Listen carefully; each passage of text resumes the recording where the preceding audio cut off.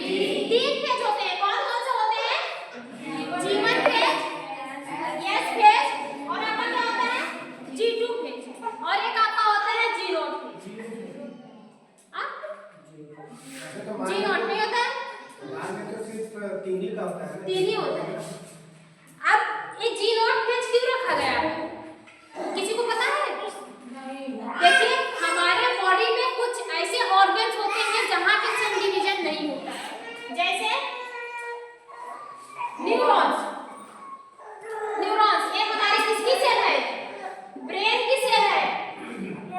Neurons किसकी cell है? Brain की सेल है।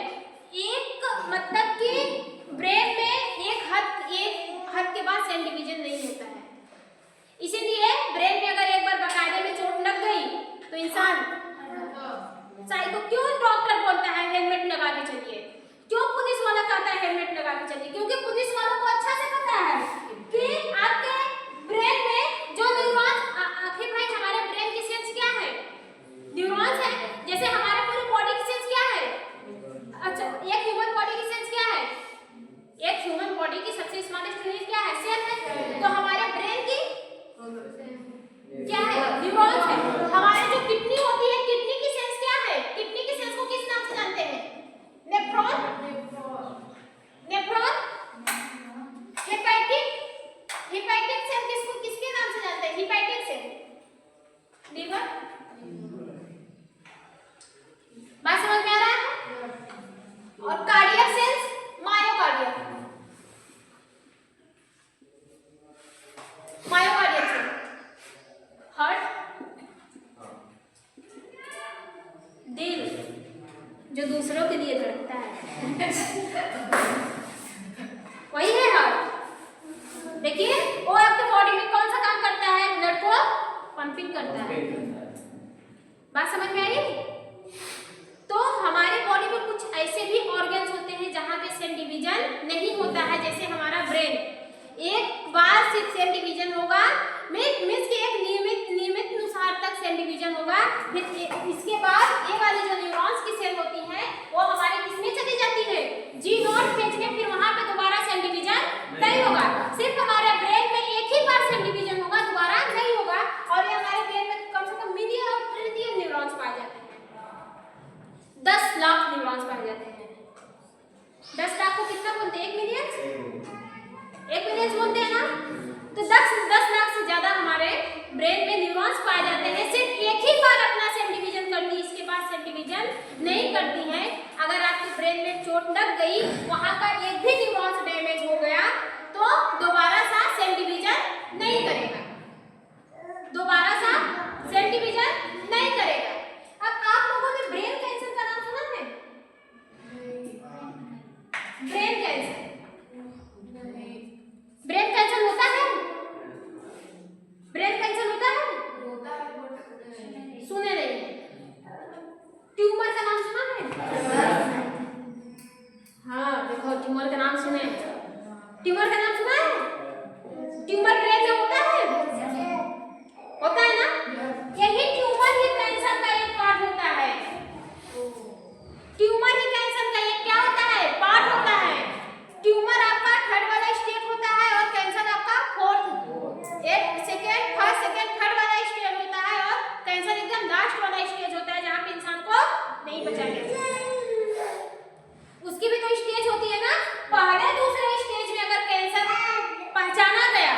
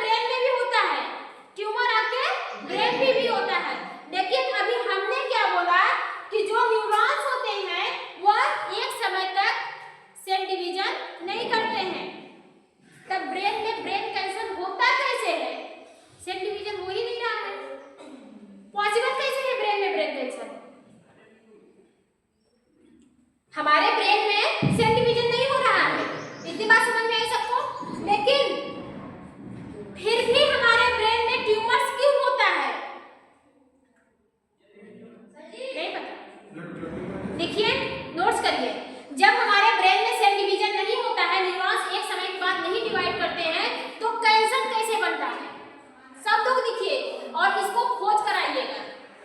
बहुत इंपॉर्टेंट टॉपिक है। देखते हैं कौन पढ़ता है। क्या बोलिए, फिर से बोलिए। हमारे ब्रेन में न्यूरॉन्स की सेल डिवीजन नहीं होती, एक हद के बाद नहीं होती है।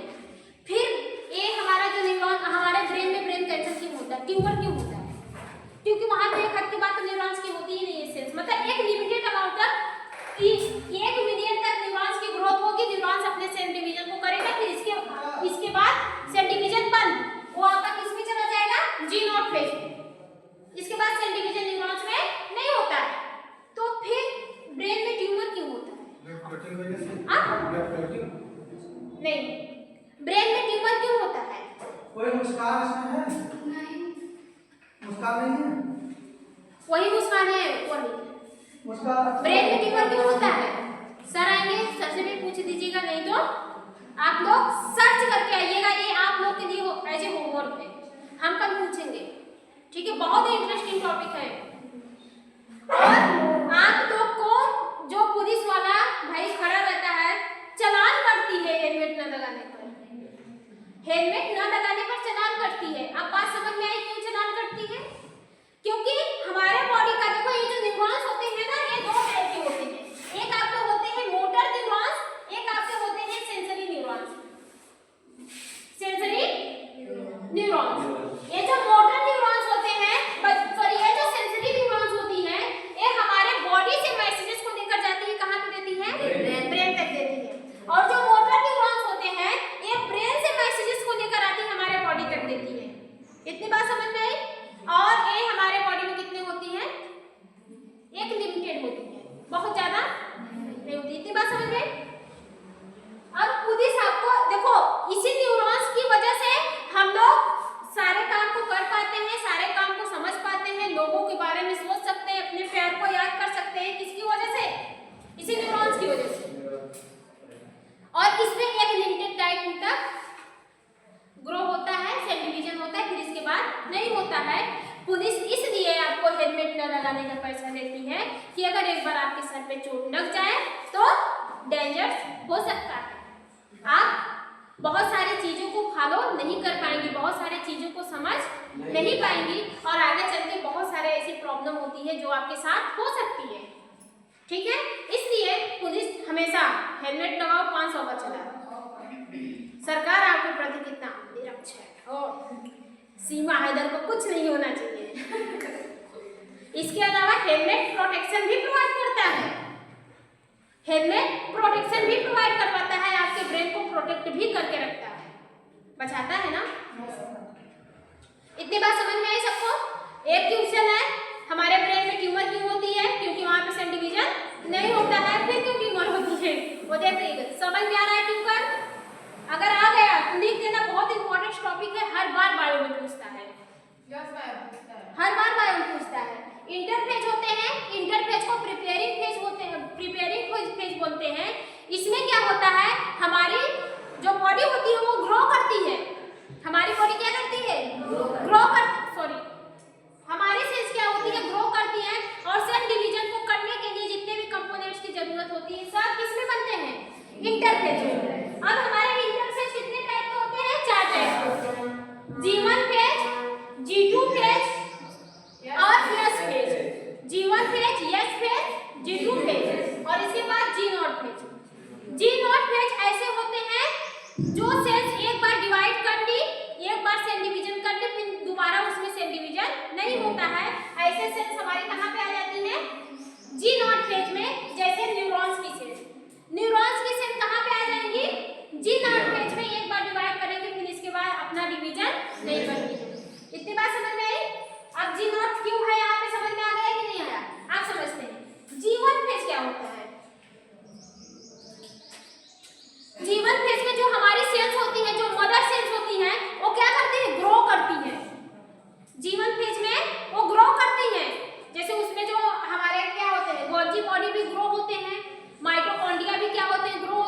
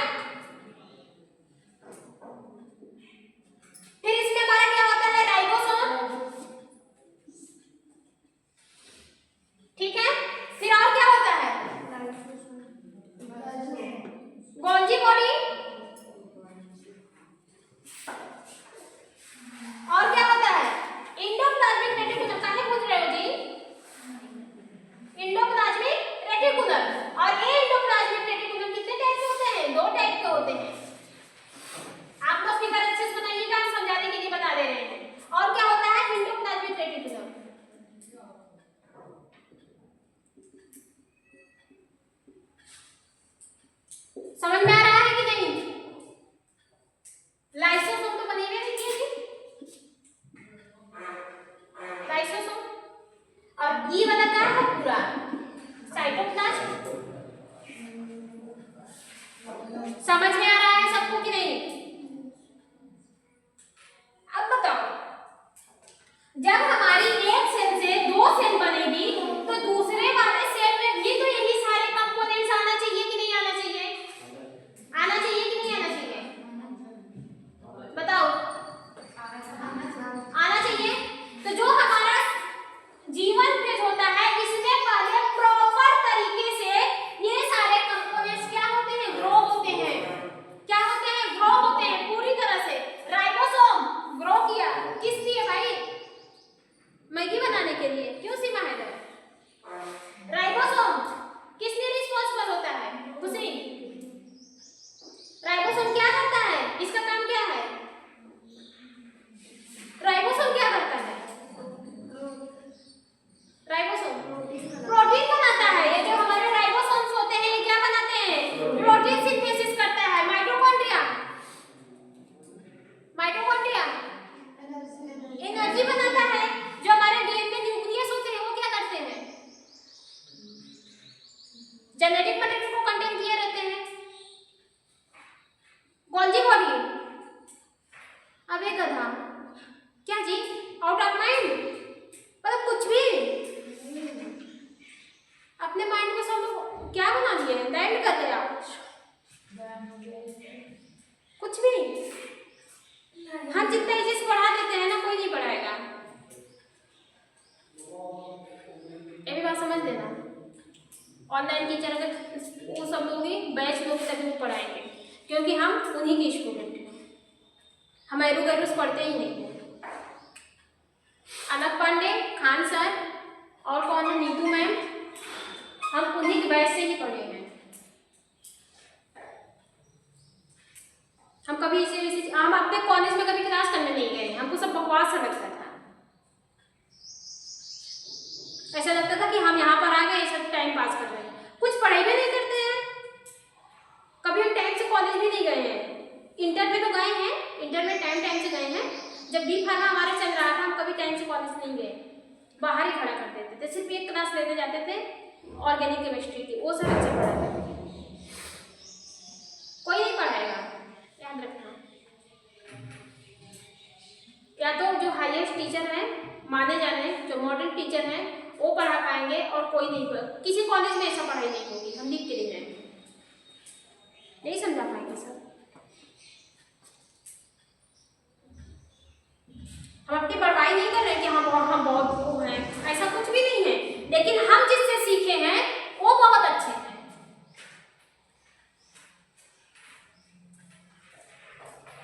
बात समझ में आ रहा है कि नहीं? पढ़ लो।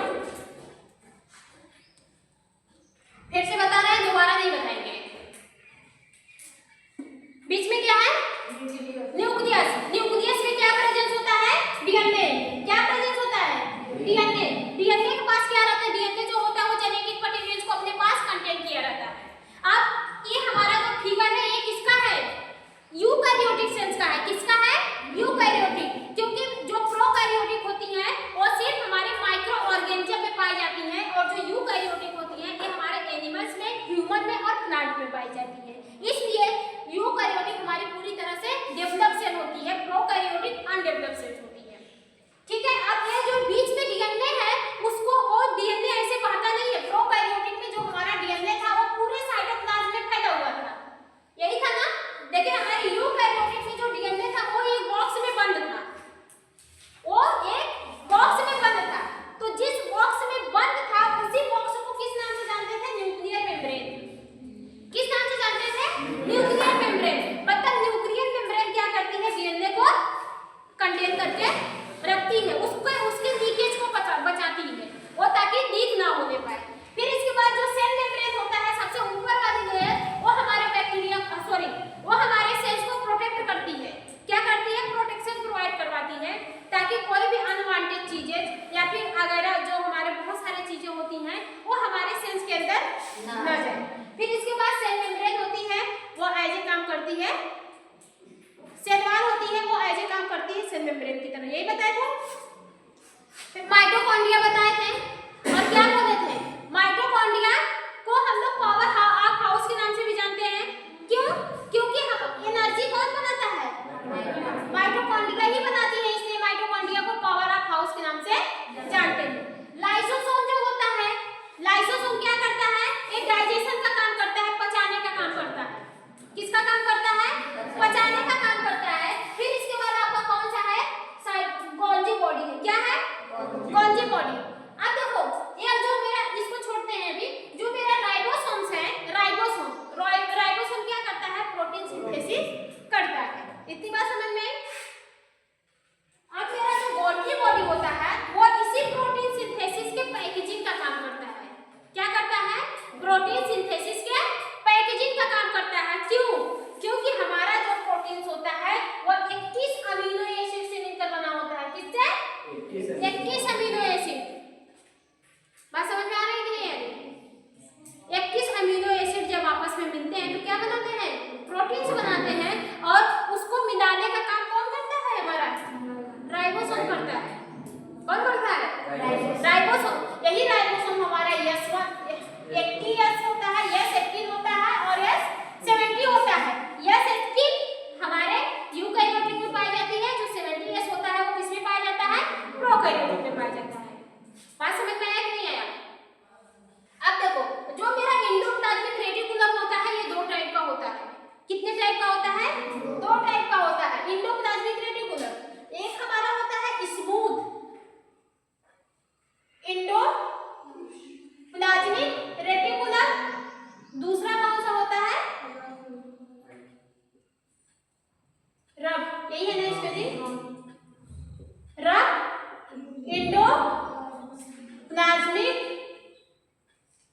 Endoplasmic reticulum.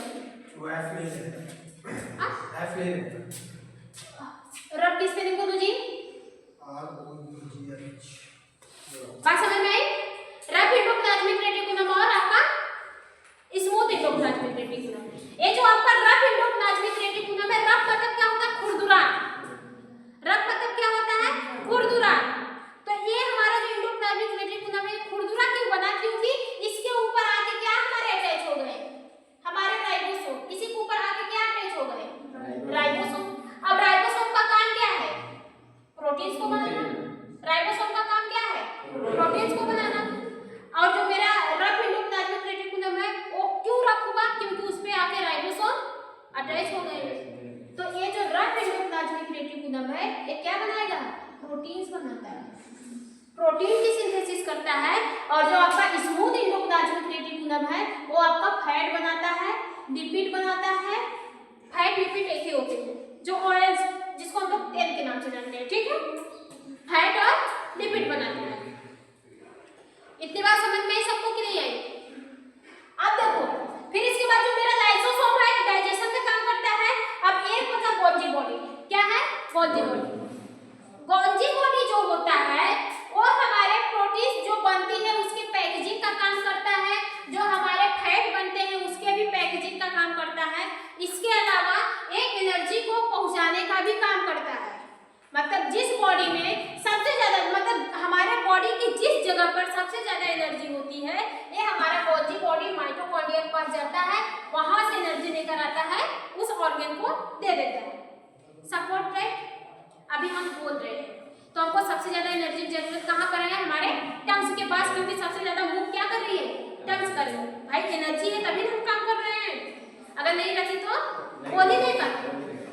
तो हमारे सेल को भी वर्क करने के लिए किसकी जरूरत पड़ती है, एनर्जी की भी जरूरत पड़ती है। तो एनर्जी बनाने का काम कौन कर रहा है, माइटोकॉन्ड्रिया। अब ये जो गोल्जी बॉडी है हमारे पूरे बॉडी से एनर्जी को खींच कर लेकर आ रही है, कहाँ को दे रही है, हमारे टंग्स में दे रही है। जब टंग्स में दे रही है तो हमारी टंग्स क्या कर रही है, वर्क कर रही है, हमारी टंग्स क्या कर रही है, वर्क कर रही है। तो एनर्जी ट्रांसपोर्टेशन का काम कौन करता है, गोल्जी बॉडी। समझ में आया? सेल डिवीजन पे आते हैं। इतनी बात समझ में आई सबको कि नहीं आई? अब सेल डिवीजन, सेल डिवीजन में क्या होता है, हमारी एक सेल 2 सेल में कन्वर्ट होती है।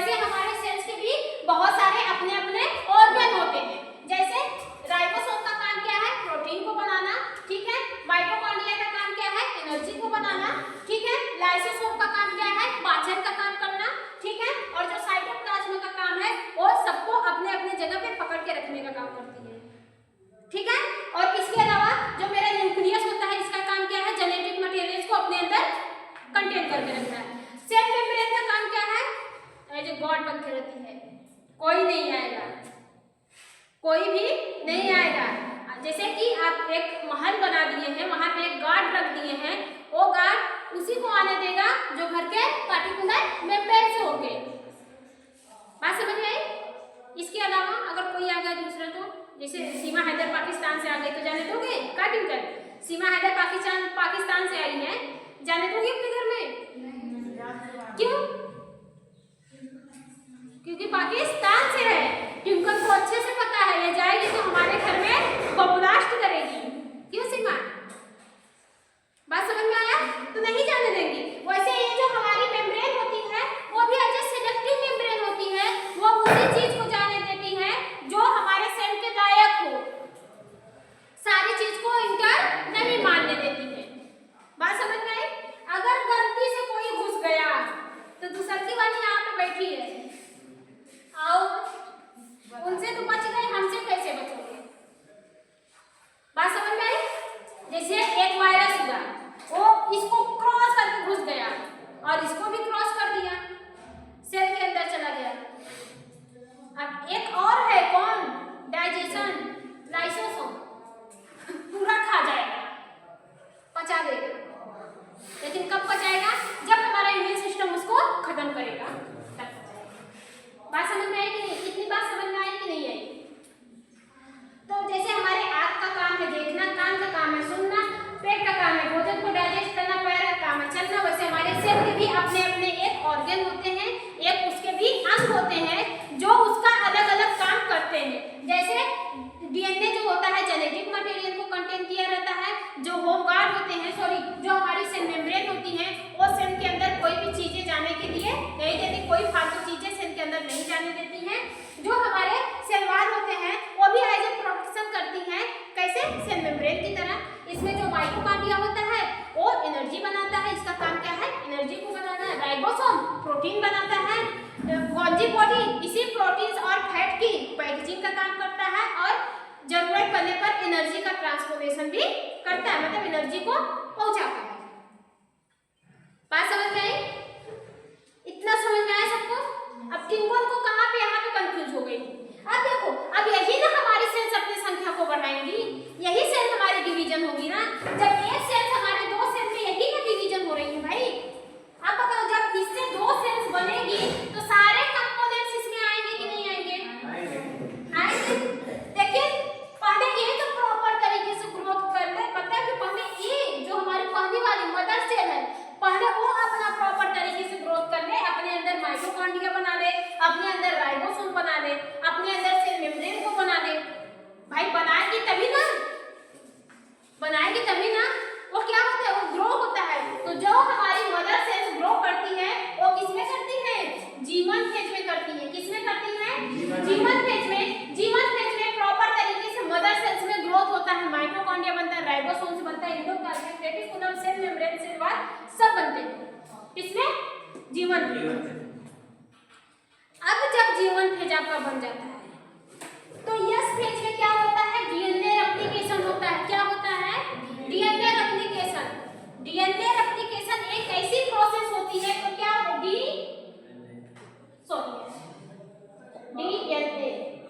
डीएनए रेप्लिकेशन, कॉपी बनना, डुप्लीकेशन या फिर रेप्लिकेशन, डबल करना। अब ये पूरी तरह से ग्रोथ हो गई। अब इसके बाद क्या आता है? यस फेज में होता है डीएनए रेप्लिकेशन। मींस कि जो इसमें जो डीएनए है, यहाँ पे जो न्यूक्लियस है, न्यूक्लियस में क्या पाया जाता है? क्रोमोसोम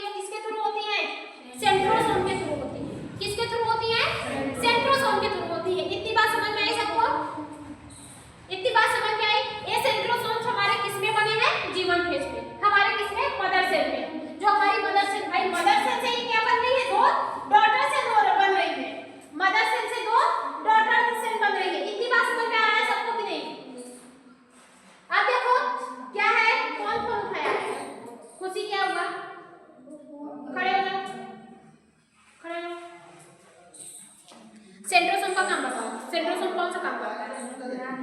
हाँ, कल से फोन कोई नहीं देगा, ठीक है? खुशी हंस रही है, देखो टीचर किसी मजा ले रही है। कल से सब अपना अपना फोन साइलेंट करेंगे, ठीक है? हम नहीं चाहते हैं आप लोग को दिमाग में भटके। एक चीज और बताइए, क्या? जो निगरानी का मतलब वो सेंड करेगा निगरानी, हाँ, सेंड डिवीजन कब करेगा? सेट डिवीजन कब करेगा मतलब सिर्फ एक बार करता है।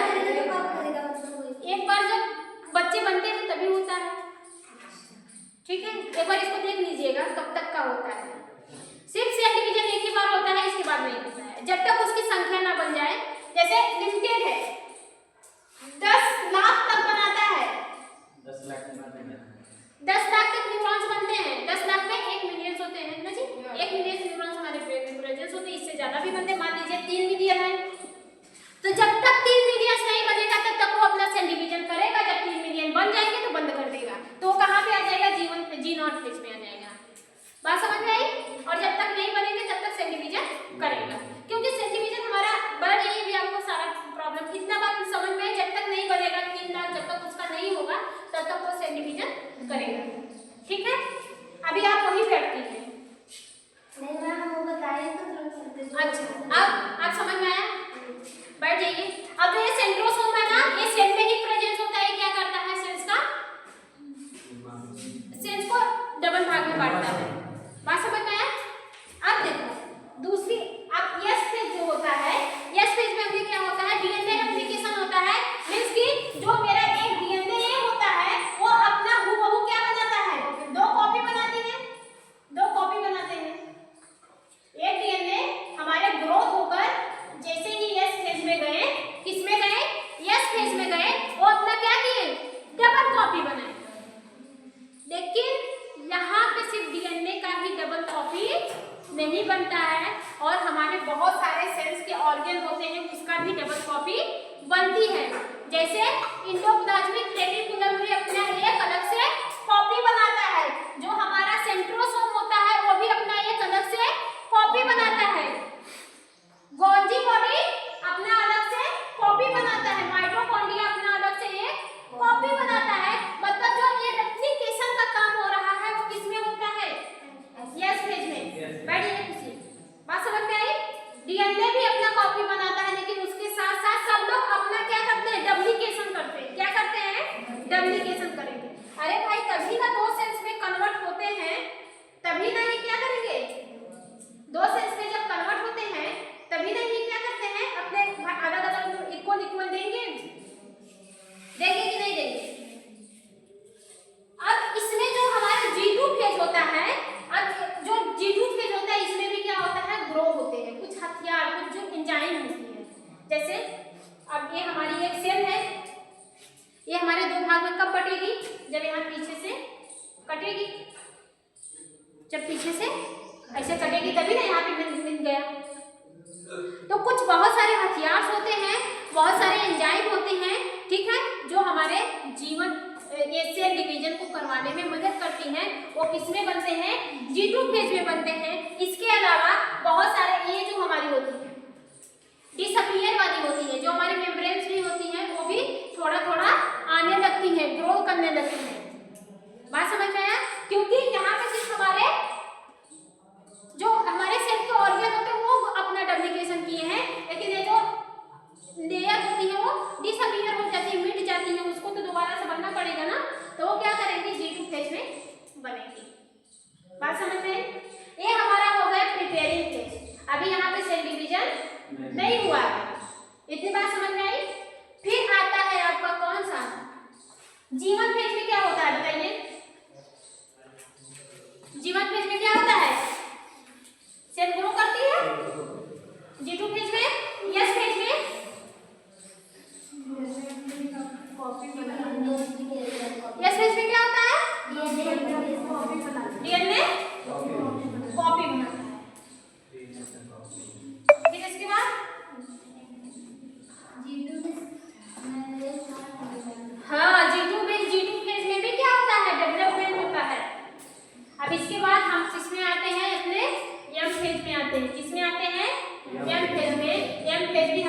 टाइप के होते हैं।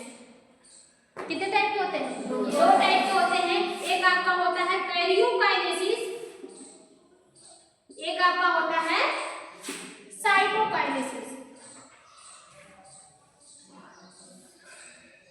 कौन कौन सा होता है? कैरियोकाइनेसिस, एक आपका होता है कौन सा? साइटोकाइनेसिस। कैरियोकाइनेसिस में जो हमारा डीएनए होता है और हमारे जो सेल्स के ऑर्गन होते हैं वो डिवाइड होते हैं, लेकिन हमारे जो साइटो मतलब सब लोग कैरियोकाइनेसिस में जितने भी हमारे सेल्स के ऑर्गन होते हैं, जैसे डीएनए हो गया, माइटोकॉन्ड्रिया हो गया, वो डिवाइड हो जाते हैं। वो अपनी डबल कॉपी बना के क्या होते हैं? अलग अलग हो जाते हैं। इसी में जैसे एक डीएनए बना, फिर इसका एक डीएनए और बन गया कॉपी, ठीक है? और क्या बना? बात समझ में आ रही है कि नहीं? एक ही सेल्स में जो ये किसमें होता है? यस में क्या होता है? अपनी कॉपी करते हैं। तो जो हमारा कैरियोकाइनेसिस रहता है, कैरियोकाइनेसिस में इसी सब का क्या होता है? डिवीजन होता है। इसी सब का डिवीजन होता है। जैसे बात समझ में आ रहा है कि नहीं आ रहा? जैसे एक न्यूक्लियस अपना एक न्यूक्लियस बनाएगा, सब कुछ जो ऑर्गन होते हैं वो अपना क्या होंगे? अपने डबल पार्ट में कन्वर्ट हो जाते हैं। अपना एक डबल देकर कन्वर्ट हो जाते हैं। जैसे ढेर सारे सेल ऑर्गन इसके इतना हो गए और इसको इतना हो गया, और बीच में ये नहीं है, मतलब इक्वल सारे ऑर्गन, सेल के जितने सारे ऑर्गन हैं सब इक्वल हो गए। तो हम वही कर रहे हैं, जो हमारा कैरियोकाइनेसिस होता है इसमें हमारे जो डीएनए होते हैं, जो न्यूक्लियस होते हैं उसका डिवीजन होता है। लेकिन जो हमारे साइटोकाइनेसिस होता है इसमें सेल्स के साइटोप्लाज्म का डिवीजन होता है। किसका? सेल्स के साइटोप्लाज्म। अब इसमें जो हमारा साइटोप्लाज्म है ये यहाँ से जाएगा और ये हमारा यहाँ से जाएगा। यहाँ पे फरों का फॉर्मेशन होगा, वो फरों धीरे धीरे सटते मान लीजिए कुछ दिन बाद यहाँ पर आए, कुछ दिन बाद यहाँ पर आए, ऐसे करके आपस में मिलेंगी कि नहीं होंगी? अब यहाँ पे 2 सेल्स बने कि नहीं बने? तो जो आपका कैरियोकाइनेसिस होता है, कैरियोकाइनेसिस में न्यूक्लियस का डिवीजन होता है। जो आपका साइटोकाइनेसिस होता है इसमें आपका साइटोप्लाज्म का डिवीजन होता है। बात समझ में आई? अब कैरियोकाइनेसिस कितने टाइप के होते हैं, साइटोकाइनेसिस कितने टाइप के होते हैं, ये पढ़ेंगे कल। बात समझ में आई? ये भी हमारे बहुत टाइप के होते हैं। जैसे इसमें आपका जो कैरियोकाइनेसिस होता है इसमें हमारा कौन सा आता है? प्रोफेज, मेटाफेज, एनाफेज, टेलोफेज पहले आएगा ना? नहीं, एनाफेज और आपका क्या है? टेलोफेज। मैम कैरियोकाइनेसिस और साइटोमियोसिस और उसी को कहते हैं मियोसिस और माइटोसिस। एक बात याद रखिएगा, जो आपका माइटोसिस होता है, माइटोसिस में सिर्फ हमारी डॉटर सेल, मदर सेल से डॉटर सेल्स बनती हैं। लेकिन जो मियोसिस रहता है,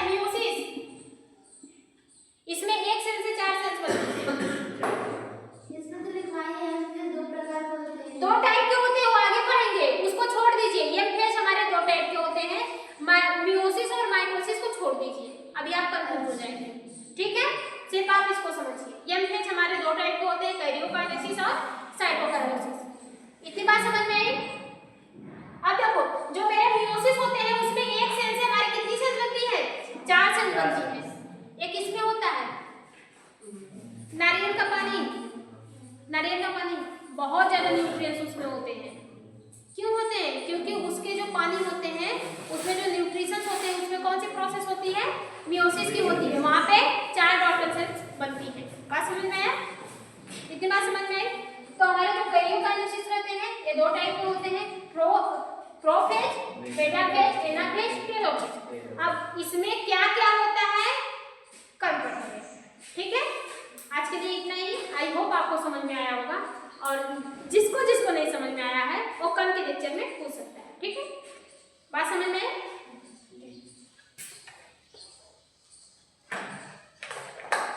और हाँ, एक बात और, आप लोग डेली क्लास करिए और अपने संख्या को बढ़ाइए। क्या नाम है आपका? आकाश। डेली आइए, ठीक है? इसके बाद आपका प्रैक्टिकल है ना, और बहुत सारे काम आपसे बहुत सारा काम है जो अभी आपका छूटा है। उदासी चल रही है। ठीक है, बात समझ में आ रहा है कि नहीं आ रहा है? तो डेली